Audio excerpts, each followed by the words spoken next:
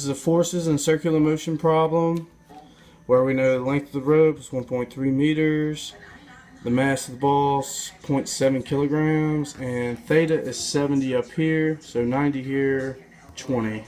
So what we're going to use is my force-based diagram, a free-base diagram.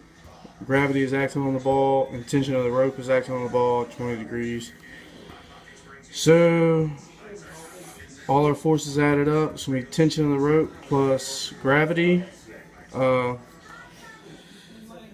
Then we know that forces in the y direction equals 0, which equal t sine of 20 minus mass times gravity equals 0. We're going to get t by itself by adding mass times gravity to both sides, then dividing that sine 20 degrees. We get tension equals mass times gravity over sine of 20 degrees.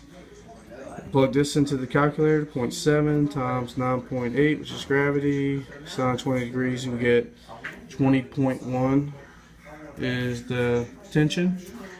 We plug that number in for t over here,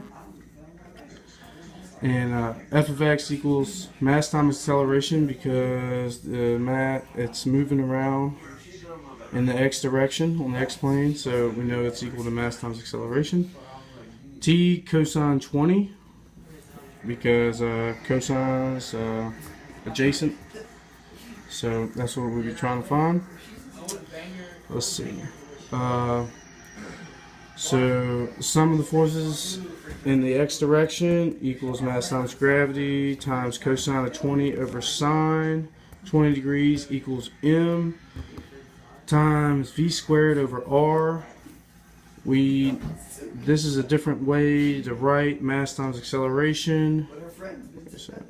Right here, we know mass times acceleration actually equals mass times v squared over r. Now we're going to try to find the velocity. The m's cancel because you would divide it into both sides, so to cancel there. L cosine has replaced r, and that is because cosine of theta equals r over L. You can see that here. It's cosine r over L. So we get r by itself. That way we solve for r. L cosine theta equals r. We plug that in for r, and we get gravity cosine 20 over sine 20 equals v squared over L cosine of theta. We're going to multiply both signs by L cosine theta, so that comes over here. And we're also going to square root it. So gravity times length of the rope, cosine squared theta over sine of 20 degrees equals v. We plug in the numbers and we get the velocity.